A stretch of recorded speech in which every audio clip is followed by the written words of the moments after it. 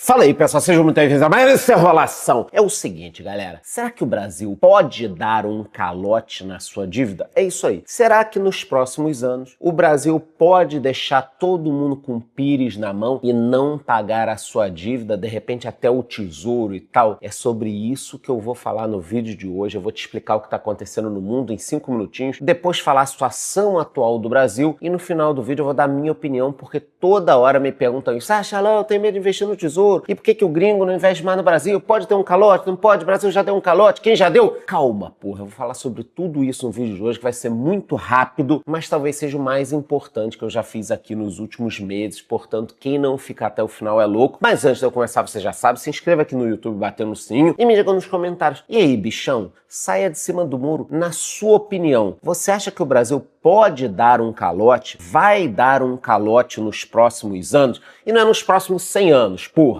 É nos próximos 15 a 20 anos. Você acha que tem alguma chance do Brasil dar um calote no mundo, na sua dívida, nos próximos 10, 15, 20 anos? Me diga aí nos comentários. Saia de cima do muro, porque no final do vídeo eu vou dar minha opinião se eu acho que a gente vai dar um calote ou não, sem enrolação. Então, bora primeiro falar da situação do mundo, depois eu falo do calote, do Brasil, de tudo que pode acontecer. O fechamento da semana foi até razoável por todas as notícias, possibilidade de uma guerra um pouco maior, aumento de juros no Brasil, tudo isso a gente vai falando ao longo do vídeo. O Ibovespa fechou a sexta-feira em queda de 1,1%, depois da decisão do aumento dos juros. Tudo isso está dentro do script do filme chamado Brasil. Ibovespa fechou a 137 mil pontos, teve uma queda ali, porque no meio da semana a gente quase bateu nos 140 mil pontos, quase bateu nos 140 mil, 139 e uns quebradinhos. A impressão que quem tá na bolsa aí há 1, 2 anos tem é que a gente nunca vai sair desses 120 a 140 mil, né? Mas calma que pode sair para cima e pode sair para baixo também. Eu me recordo que a gente ficou uns 2 ou 3 anos nos 100 mil pontos, não saía. Agora a gente tá nessa faixa de 120, 130, 130 e poucos. Quem sabe nos próximos meses o Ibovespa não bate os 150 mil pontos. Aí vai vir uma porrada de gente entrar na bolsa, né? Pô, você acha que agora vale a pena? Eu sei que eu assisti a seus vídeos desde os 100 mil pontos, agora tá em 150 mil. Você acha que vale a pena? Olha as oportunidades que vocês perdem mesmo quem acompanha o meu canal. Em relação ao dólar, caiu no início da semana, depois teve uma leve alta, mas tá numa faixa muito boa ainda, 5,52. Eu que torço para que o dólar despenque. Ah, Charlão, mas você não vem investindo em dólar? Sim, eu comprei casa, comprei carro, já invisto há bastante tempo em vários ativos aqui. Mas o fato do dólar cair não é ruim para mim. Se eu invisto todos os meses, eu quero mais é que ele caia, porque no médio a longo prazo a tendência de alta não mudou. Médio a longo prazo, tendência de alta. Essas quedas fazem parte do processo. Depois eu posso gravar um vídeo só sobre o dólar e as possibilidades de preço e tudo mais e estender um gráfico de 20, 30 anos. Aí você olha que no médio a longo prazo ele está sempre subindo. Criptomoedas, semana morna, mas vemos notícias importantes. Então o JP Morgan registrou a marca JPMD para serviços de pagamentos em criptomoedas. Então até grandes bancos e instituições estão entrando no mercado. Inclusive quando a gente olha para o Bitcoin aqui como se ele fosse uma empresa, ele já estaria na lista das maiores empresas do mundo, junto com a Amazon, Apple, Alphabet, que é o Google, Nvidia, Meta, que é a dona do Facebook, Microsoft. Então, o Bitcoin isoladamente já está gigantesco, do tamanho de uma das grandes empresas. E quem também está com muita grana não é só o Bitcoin, não, é o Trump. Já estão estimando que o império dele de cripto já esteja valendo quase $1 bilhão, não é de reais não, de dólares, tá? Mas a semana não foi tão boa, teve o conflito também que deixou o Bitcoin mais fraco. Muita gente até me pergunta, ah, Charlão, mas numa hora de um conflito, o Bitcoin não deveria subir? Não, qual seria o motivo do Bitcoin subir por causa de um conflito isolado? Muitas vezes o Bitcoin até se comporta como as empresas, ações de tecnologia. Um outro ponto, toda vez que acontece uma merda muito grande, tipo aconteceu um ataque, o início de uma guerra, o Bitcoin tende a cair principalmente quando isso bate no final de semana. Por quê? E eu tô explicando isso porque muita gente me manda também a pergunta, o Bitcoin não deveria valer mais durante uma confusão? A questão é que, como é um mercado que funciona 24 horas, os 7 dias da semana, muitas vezes quando acontece uma cagada no final de semana, é o único mercado que o investidor consegue vender e pegar o dinheiro. Então, durante um momento de medo,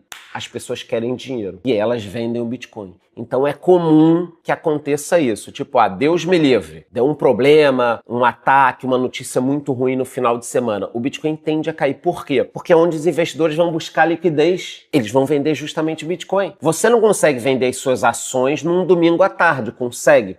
Eu consigo. Bichão, tu tá investindo no lugar errado, que você não deveria conseguir. Estão mentindo pra você, você botou o teu dinheiro em algum lugar que não é o mercado acionário. Então, por enquanto, nem aqui nos Estados Unidos, nem no Brasil, as bolsas funcionam todos os dias 24 horas. Achou que com o tempo isso vai mudar, principalmente por causa do mercado cripto, da tokenização de ativos, mas por enquanto não. Então esse é um dos grandes motivos que deu uma confusão no mundo. Sábado, domingo, de madrugada, porrada no Bitcoin para baixo, tá? E as altcoins também não estão subindo, tá tudo andando de lado. Ouro e petróleo, semana importante. Os bancos centrais estão com uma previsão de mais ouro e menos dólar nas suas reservas. Isso é natural, já vem acontecendo, portanto o ouro vem se valorizando, em um ano ele já subiu 45% em dólar, que é muita coisa, e o petróleo está surfando aí com toda essa história do ataque ao Irã, depois o Irã revidando, o Irã também já aumentou as exportações, tentando mandar seu petróleo para fora antes que a guerra possa piorar, o preço do petróleo que subiu quase 15% em uma semana, mas olhando o gráfico vocês podem reparar que ele subiu, chegou ali na faixa dos $80 e depois já deu uma queda, está em $77,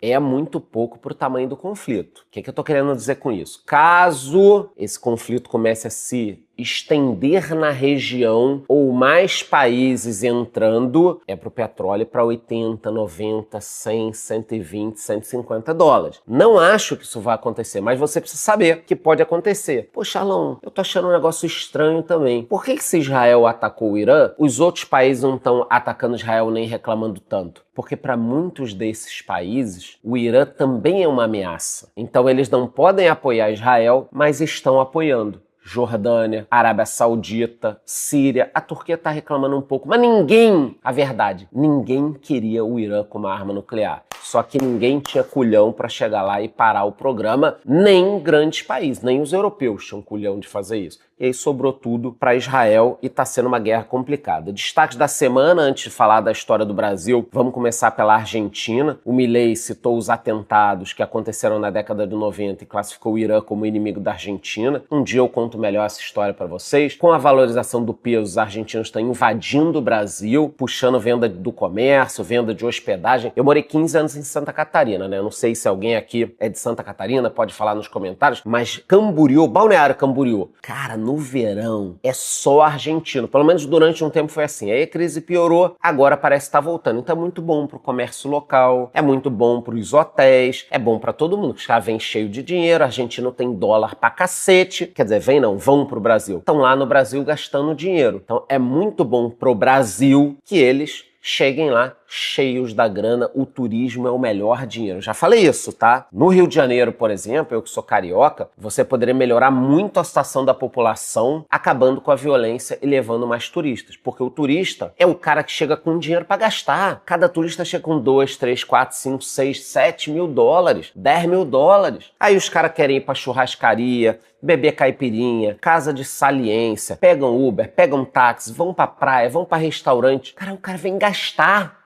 Ou vai gastar. Então o turismo é o melhor dinheiro que tem. Só que por causa da violência fica complicado. Mas os argentinos vão pro Brasil assim mesmo, principalmente para aquela região Camboriú, Florianópolis, só argentino.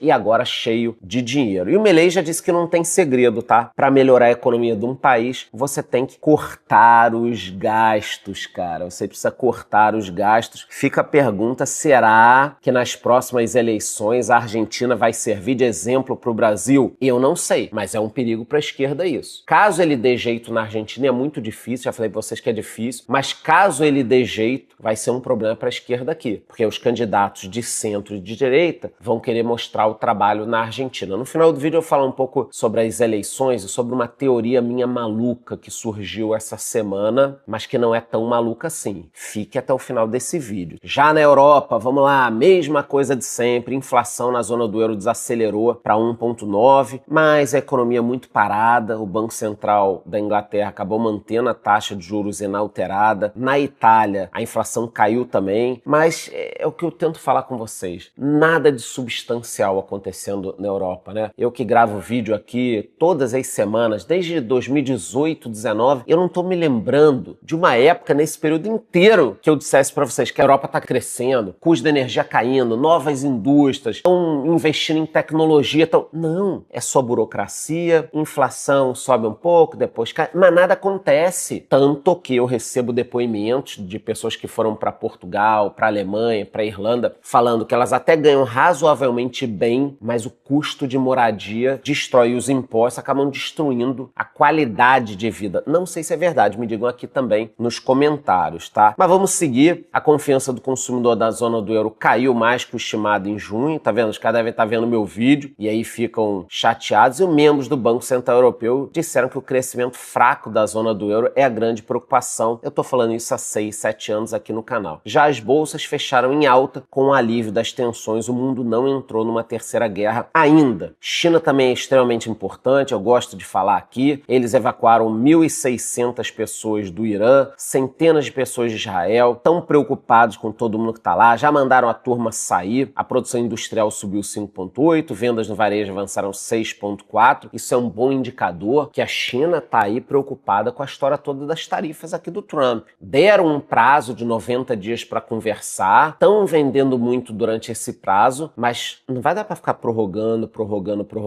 Então, o que eu acho que está acontecendo é que a China está aproveitando para fabricar e vender tudo que dá antes de uma nova rodada de conversa, é o que me parece. Sem surpresas, o Banco Central deles deixou a taxa no mesmo patamar, a taxa de juros, diferente do Brasil, eles deixaram o mesmo patamar. A taxa lá está em 3% e para empréstimos em 5 anos, 3,5%. É uma taxa baixa. Tem até um outro ponto importante a gente analisar aqui. A China está com uma taxa baixa e não está conseguindo crescer mais como crescia. Isso é um problema muito sério para eles. Se a taxa tivesse alta e o país crescendo pouco, tudo bem. Que é o que acontece com o Brasil. 15% de juro. Você cresce 2 e pouco, parece que o governo está querendo isso. Agora, taxa baixa e crescer pouco, aí sim é um problema muito sério para eles. Agora, a notícia boa é que a taxa de desemprego entre os jovens caiu para o menor nível em 11 meses, mas o preço dos imóveis continua caindo, dessa vez em ritmo mais acelerado. Tem gente que me acompanha aqui, que de repente acha que eu quero mal da China, porque eu não gosto, prefiro os Estados Unidos ou a Europa. Não, eu não desgosto da população chinesa, eu não gosto do regime. É a mesma coisa o Irã. Se vocês forem estudar, o Irã tem um problema com o regime, não a população. E para quem não sabe, Irã e Israel já foram grandes aliados, é isso aí. Por isso não dá para você falar, não, Israel e palestinos nunca vão se dar bem, israelenses e iranianos nunca vão se dar bem porque tá rolando uma guerra. Você não sabe. Há 60, 70, 80 anos tinha gente lá que estava bem e mal. Agora é o contrário. Então, quem garante que daqui a 10 anos o Oriente Médio não vai ser um lugar tranquilo de paz? Acho até difícil, mas pode ser. Irã e Israel já foram super aliados com cooperação militar, cara. Cooperação militar. E agora não são mais. Então, eu não desgosto dos chineses, eu não desgosto dos iranianos. Tem alguns povos que eu não gosto muito, mas também não vou falar aqui. Bora ver para os Estados Unidos. Produção industrial teve queda de 0,2%. Olha a recessão chegando. Vendas no varejo, maior queda em 2 anos. Então, aqui o negócio também não tá legal. Não tá legal. Acho que nenhum lugar do mundo tá legal. Talvez a Índia crescendo um pouco, Guiana, porque tá tirando petróleo. Aliás, a gente deveria estar tirando esse petróleo também na margem equatorial. Guiana está tirando lá, crescendo 40%, 50%, 60% ao ano. O país, a gente não. Então, no mundo, acho que tem ninguém crescendo muito. Deve ter um outro caso, mas nada muito absurdo. Depois da pandemia ficou tudo complicado, né? Os países gastando muito dinheiro, muita impressão de dinheiro. Ninguém está mais conseguindo crescer ou crescendo artificialmente. O Fed manteve a taxa de juros inalterada entre 4,25% e 4,5%, ainda de olho no efeito Trump, toda a história das tarifas, mas o Trump ficou puto. Criticou o Powell e disse que pensa em nomear a si mesmo para dirigir o Fed. São bravatas dele, tá? Eu não concordo com o presidente brigar com o Banco Central, nem aqui no Brasil, nem nos Estados Unidos, mas ele precisa que o Fed reduza o juro. Diferentemente do Brasil, que a gente não para de subir. Mas o Fed, por enquanto, não vai reduzir, porque diz que as incertezas ainda persistem. Por isso, o S&P andou de lado essa semana. Mesmo assim, a economia patinando ainda gera milionários. Então, os Estados Unidos ganharam 1.000 milionários por dia em 2024 e o Brasil também tem muitos milionários em dólar, tá? O Brasil tem 433 mil milionários em dólar. Não são só milionários aqui nos Estados Unidos, também existem empresas bilionárias e eu gosto de trazer isso para mostrar como a economia é forte, pujante e como ela pode dar a volta por cima. Então eu fico preocupado com o Brasil, com a Europa, com os Estados Unidos, mas eu acho que para todos os locais tem jeito. Eu acho que para todos os locais tem jeito via economia. Olha o que o Milei está fazendo na Argentina. Primeiro um tranco, depois você melhora. No Brasil a gente vai precisar de um tranco, tá? Já tô avisando. Pode vir qualquer um aqui ganhar as próximas eleições do Brasil. Não vai dar jeito sem um tranco muito grande. Não vai dar jeito. Um negócio bacana também aqui nos Estados Unidos essa semana é que o Zuckerberg anunciou um novo óculos com inteligência artificial da Meta, do Facebook, né? E ele vai ter uma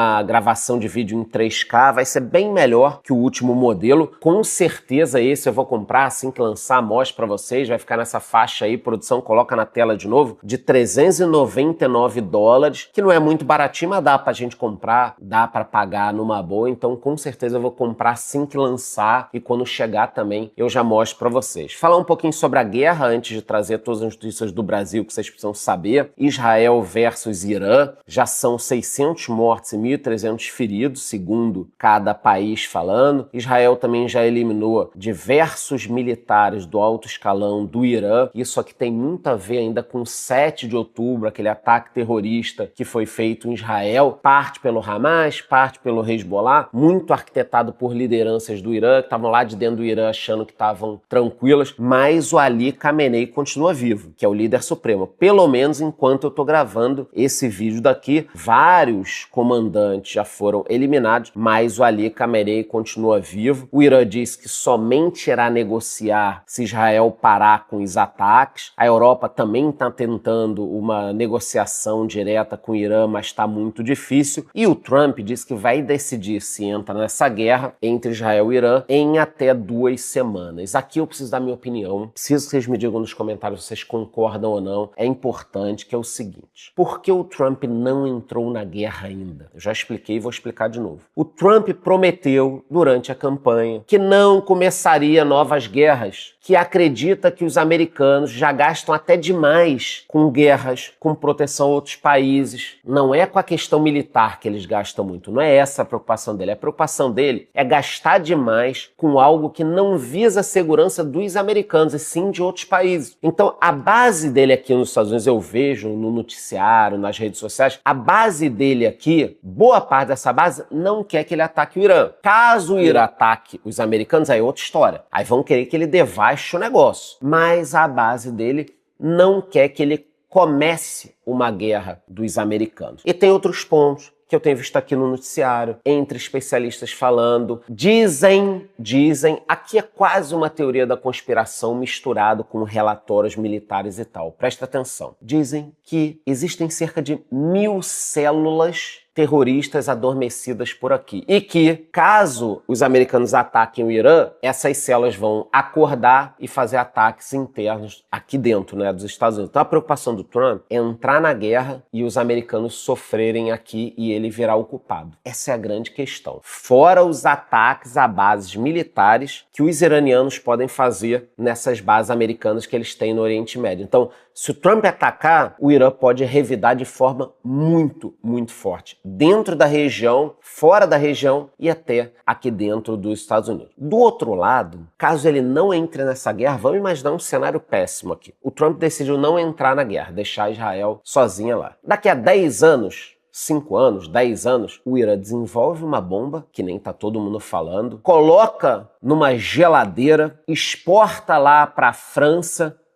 e explode essa bomba em Paris. Porque os iranianos nunca vão lançar essa bomba num míssil para algum país. Por que eles nunca vão fazer isso? Porque você vai saber que saiu do Irã, todos os países atacariam o Irã. Então, o Irã, o problema dele desenvolver a bomba nuclear, não é que ele vai tacar um míssil em alguém, um míssil em Israel, um míssil aqui nos Estados Unidos, um míssil na Europa. O Irã não vai fazer isso. Ele vai dar essa bomba para alguém, botar numa geladeira, botar num navio, mandar para algum lugar e explodir. E aí ninguém vai poder falar, foi o Irã. Não, bom, a gente nem tem isso, o nosso programa tá aqui, pode ver. Então o medo da Arábia Saudita, da Jordânia, do Egito, o medo de todos esses países, agora da Síria, o medo de todos esses países da Alemanha, é que o Irã tenha uma bomba, construa e mande para alguém. Vocês estão entendendo? Então, a situação do Trump é dificílima. Se ele ataca, os caras vão revidar, ele vai ser culpado de uma porrada de coisa. Se ele não ataca, daqui a 5 ou 10 anos, foi culpa dele. Foi por causa dele não ter atacado o Irã que desenvolveram a bomba e explodiram em algum lugar. Cara, que situação de... Aí vocês podem me colocar nos comentários. No lugar do Trump, vocês atacariam ou não atacariam? Pode colocar nos comentários. Mas eu tô explicando muito do que eu já sabia, do que eu tô vendo na mídia aqui, do que eu vejo desde teoria da conspiração até relatórios militares. Esse é o grande ponto. É difícil, tá? É difícil. A decisão dele é difícil, por isso que ele tá pedindo tempo.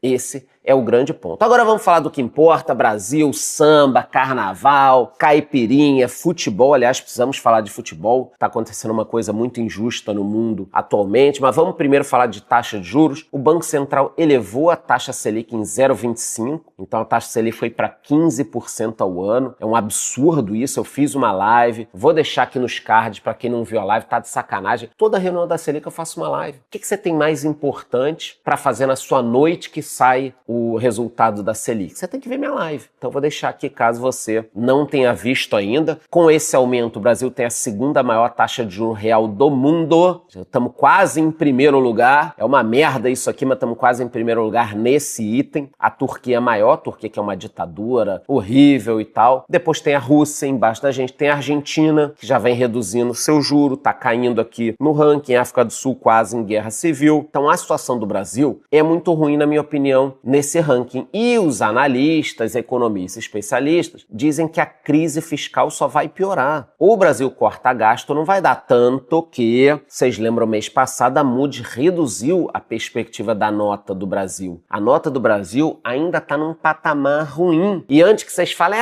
mas e daí a nota? Pobre não come nota. Pobre não precisa de nota de crédito. A nota de crédito não paga os meus boletos. Pô, para com isso, cara. Deixa de ser burro. Não é que a nota de crédito vai pagar seus boletos ou pobre não come nota de crédito. Mas é o seguinte, cara. Quando você tem uma nota boa, você atrai o dinheiro internacional. Então, existem vários fundos aqui nos Estados Unidos e no restante do mundo, Canadá, Inglaterra, Japão, Austrália, vários fundos que só podem investir num país que tem uma nota boa. Mas tem empresa boa no Brasil que esses fundos podem investir. Não, animal. Eles não podem. Por quê? Porque normalmente a nota vem casada. O Banco Itaú é bom, mas tá no Brasil que tem uma nota ruim. Nota ruim. Mas o banco é bom. Foda-se. O lugar da nota é ruim. Então, ter uma nota boa para o Brasil, vocês sabem o que significa? Que as empresas captam dinheiro mais barato. É isso aí. Óbvio que uma empresa ser boa ajuda a captar dinheiro, a crescer no exterior, mas quando o país tem uma nota boa, ele atrai capital para a bolsa, fora da bolsa, para tudo quanto é lugar. Vocês estão entendendo? Então, ter uma nota boa não é palhaçada. Não é, tanto faz. Não tanto faz, cara. Tanto faz é quando chega a moça lá no teu avião. Bife or pasta? Você tá dormindo, né? É uma merda essa situação. Eu sempre tô dormindo. Bife or pasta? Eu já baixo a bandeja. Porra, pasta, não sei o quê. Isso é tanto faz. Aqui não tanto faz. Aqui a gente precisa de uma nota boa. Querendo ou não. Não interessa quem come ou não a nota. Vocês estão me entendendo, cara? E para piorar a situação, como vocês são novinhos, ninguém vai lembrar que o Brasil já deu calote na dívida. No final vou falar aqui se eu acho que pode dar de novo ou não. Não quero vender susto hoje nesse vídeo, tá? Vamos lembrar aqui, o Brasil já declarou moratória no passado. Óbvio que não foi só o Brasil, outros países também já passaram por dificuldade, deixaram de pagar a dívida. A Argentina já deixou de pagar a dívida várias vezes. Então, a Argentina já deixou, inclusive recentemente. A Grécia já deixou de pagar a dívida. A Rússia já teve problema. E o Brasil teve um problema que não foi gigantesco, foi equacionado, o Plano Real ajudou a organizar tudo depois. No Plano Real conseguiram organizar. E eu digo Plano Real porque de lá pra cá o Brasil foi consertado. Agora a coisa tá meio esquisita. Vocês têm que conectar os pontos. Então vamos lá. Mais uma alta de juro no Brasil essa semana. Dívida pública está elevada e vai subir mais porque o juro subiu. Baixa nota de crédito, governo sem plano nenhum de crescimento saudável para o Brasil, mas nada é tão ruim que dure para sempre. O problema é que subindo o juro, o Banco Central surpreendeu o mercado, reforçou rigor com a inflação, mas a inflação continua acima da meta. Olha só, ela continua acima da meta. Uma porrada de empresa quebrando, mais de 30 mil empresas entrando em recuperação judicial. Isso aqui é um número absurdo. Faturamento das pequenas e médias empresas está recuando, já recuou pelo segundo mês seguido no Brasil. Tá complicada a situação. Então, o governo sobe o juro, joga dinheiro na economia e a inflação não cai. E aí você está no Brasil com uma pequena empresa, uma média empresa, ou uma indústria grande, você está ferrado. Porque na hora que você vai trocar seu boletim, seu duplicata, fazer um desconto, um redesconto, você paga muito caro. O sujeito que tem um restaurante a quilo, você acha que dá para ele aumentar o preço do quilo? Agora não dá, porque o movimento já caiu. Mas os preços estão subindo, mas o juro está subindo. Aí ele vende no cartão de crédito, quer antecipar o cartão de crédito, subiu o juro. Esse é o problema. E aí, com tudo que está acontecendo no Brasil, vocês vão me perguntar, tá bom, Xalão, e o Haddad tá fazendo o quê? Porra, meu irmão, o Haddad, cara, meteu umas férias. Haddad entra de férias nessa segunda-feira até o dia 22, tirou uma semaninha de férias, cara. Tirou uma semana de férias. Tá pegando fogo o Brasil?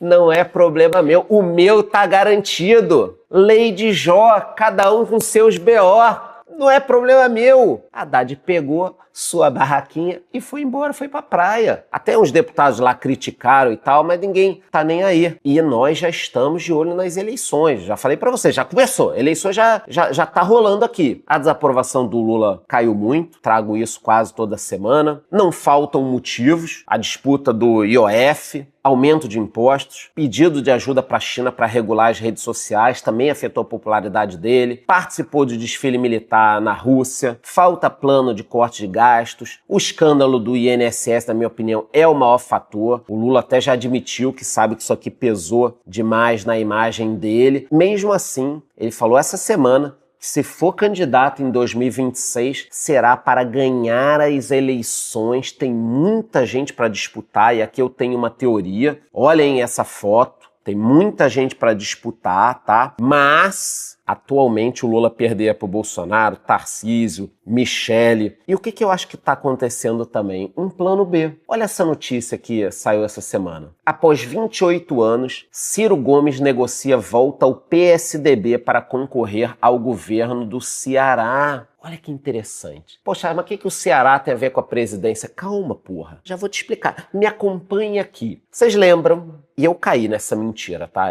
Nessa eu caí. É difícil eu cair em alguma, tirando as histórias do Vasco. Aliás, sobre o Vasco, a gente já vai voltar pro Ciro Gomes e para o que eu quero falar. Mas sobre o Vasco tá acontecendo um negócio muito ruim no mundo, que os times cariocas foram pro Mundial e o Vasco não. E depois a gente vai ter que discutir a quem interessa que o Vasco não participe nisso. Quem tem medo do Vasco? Tanto que eu já falei o seguinte, tô acompanhando o Mundial. Caso algum time carioca ganhe o Mundial, o correto seria ele voltar pro Rio de Janeiro e disputar com o Vasco em São Januário a verdadeira final do Mundial. Então, se algum time ganhar o Mundial, se o time for carioca, para que realmente eu considere o time um campeão mundial, tem que ir em São Januário jogar com o Vasco. Tem que ir no estádio do Vasco. Até porque o Flamengo não tem estádio. Mas só queria falar isso aqui, fazer minha moção de repúdio a esse isolamento que fizeram do Vasco não participar. A quem interessa isso? Quem tem medo do Vasco da Gama, né? Mas coloca de novo aí na tela, produção. Após 28 anos, o Ciro voltou pro PSDB. E o que eu tô achando aqui? Durante muitos anos, ficou ali naquela disputa PT-PSDB, PT-PSDB. Aí o PT era a esquerda e o PSDB era a direita. Depois, a gente aprendeu, descobriu que aquilo era um teatro das tesouras. Tem um documentário do Brasil Paralelo. Vale a pena vocês assistirem Teatro das Tesouras. A primeira vez que eu assisti esse documentário, eu falei, pô, esses caras estão exagerando muito.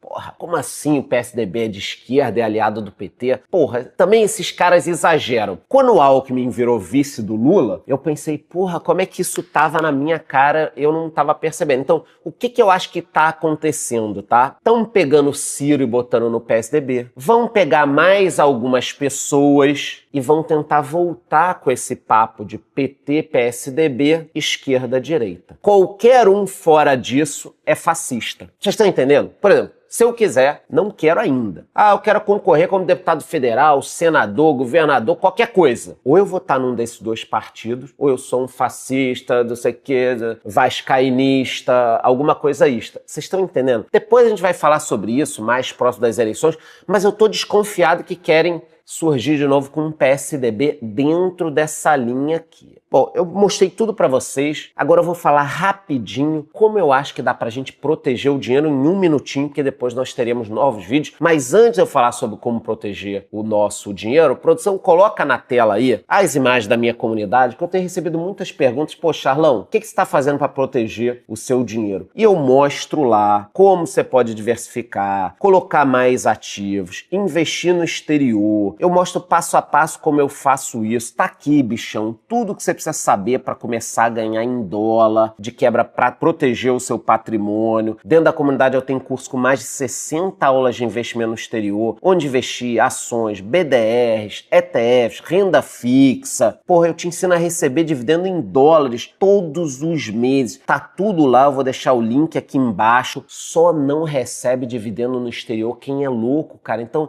tá fazendo o que ainda que você não entrou na minha comunidade? Eu tenho todo o passo a passo lá. Eu ensino aqui no YouTube? Ensino, mas é uma fração do que eu te mostro lá dentro da minha comunidade. E agora, para encerrar, o que eu acho que você pode fazer para se proteger? E eu vou falar se eu acho que o Brasil vai dar um calote ou não. Bom, investir em boas empresas, não se aventure, não é momento de se aventurar. Cuidado para não se alavancar, nada de coisa alavancada 3, 4 vezes. Continue investindo todos os meses, não deixe de investir. Reinvista os seus dividendos e foque no longo prazo, cara. Calma. Tem semana com guerra, tem semana sem guerra, tem semana que parece que o governo do Brasil vai cair, tem semana que parece que vai levantar, tem semana que o ministro sai e tal. Cara, vem aqui, assista o meu vídeo, mas você não pode ficar desesperado, porque toda semana, no Brasil e no mundo, acontece alguma coisa que a gente fica desesperado. Você não pode se desesperar. E agora eu vou dar a minha opinião, depois você coloca nos comentários a sua, se eu acho que o Brasil pode ou não dar um calote. Nos próximos 5 a 10 anos eu acho muito difícil. Muito difícil. Por quê? Porque a nossa trajetória da dívida tá subindo bem, vai sair de 70 e pouco para 80 e pouco nesse governo, mas em 5 a 10 anos eu acho que o Brasil aguenta. 10 anos para frente, nesse ritmo, a gente pode ter um problema sério. Então, minha opinião, 5 a 10 anos, acho difícil dar um calote. 10 anos mais, nesse ritmo, eu acho difícil a gente aguentar, continuar pagando, por isso que precisa ter muita atenção o próximo governo. Essa história, agora você já sabe, né? Antes de eu ir embora, se inscreva aqui no YouTube batendo no sininho e me diga a sua opinião. Você acha que o Brasil pode dar um calote? Ou você acha que essa história de calote e tal não tem chance nenhuma? Me diga aí nos comentários aí se gostou, curte o vídeo, curte o canal, bate no sininho até a próxima.